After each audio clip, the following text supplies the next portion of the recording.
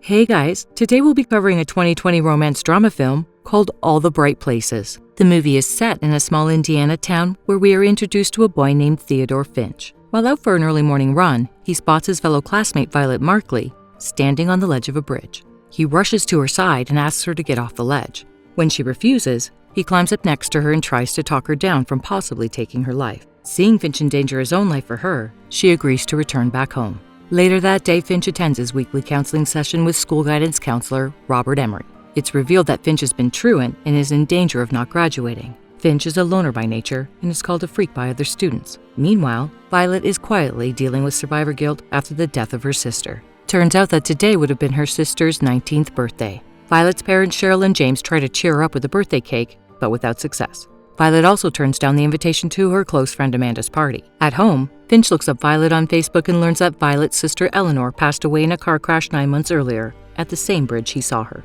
The next day, Mr. Hudson gives everyone a class project for which the students must report on 2 or more wonders of Indiana. Finch tries to ask Violet to be his partner, but she gives him the cold shoulder. After returning home, Violet complains to her mother about Mr. Hudson forcing her to do the outdoor assignment. Cheryl agrees to help her out of the project on the condition that she starts hanging out with her friends again.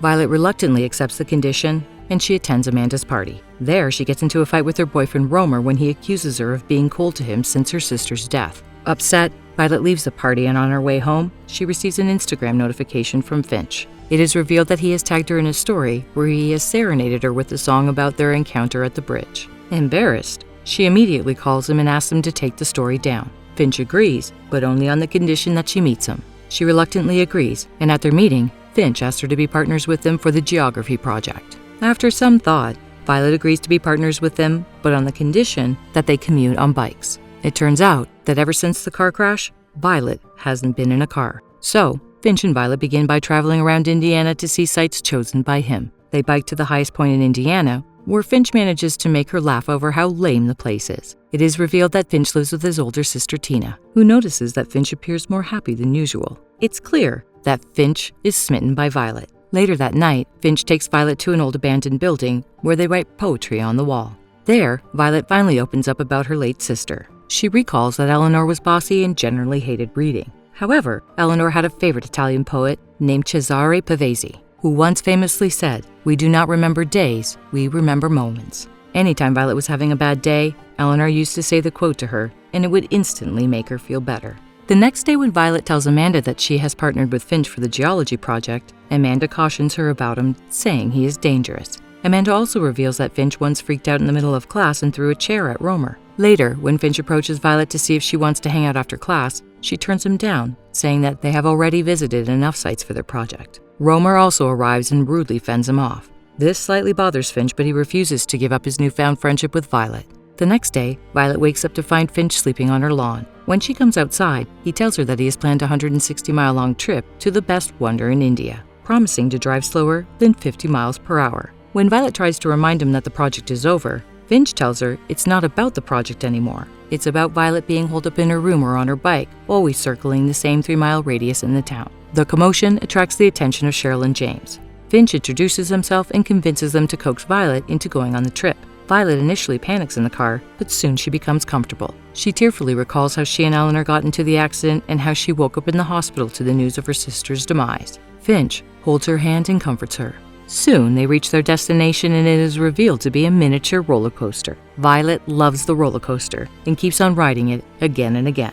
Violet has never been happier, and Finch compliments her, saying she's all the colors in one, at full brightness. One thing leads to another, and the two kiss. On their drive home, they explore different places, walking hand in hand. After returning from her trip, Violet returns to writing for the first time since her sister's death. Finch also introduces her to his friends, and she slowly begins to heal as they fall in love. However, slowly Finch begins to exhibit erratic behavior and he starts to skip classes again. When he disappears for several days without contacting anyone, Violet talks to his friends about it, but they tell her not to worry as Finch routinely disappears every now and then. One day, Finch randomly shows up at her home. She is upset with him, but he wins her over with a van full of flowers. He then takes her to Blue Hole Lake. The water is freezing cold, but they get in the lake to swim. Afterwards, they sit by the lake and talk. When Violet asks him about the large scar on his abdomen, Finch avoids answering the question and jumps in the water again. When he doesn't reappear, Violet begins to panic and jumps in the water looking for him. By the time he resurfaces, Violet is distraught and proceeds to leave in anger.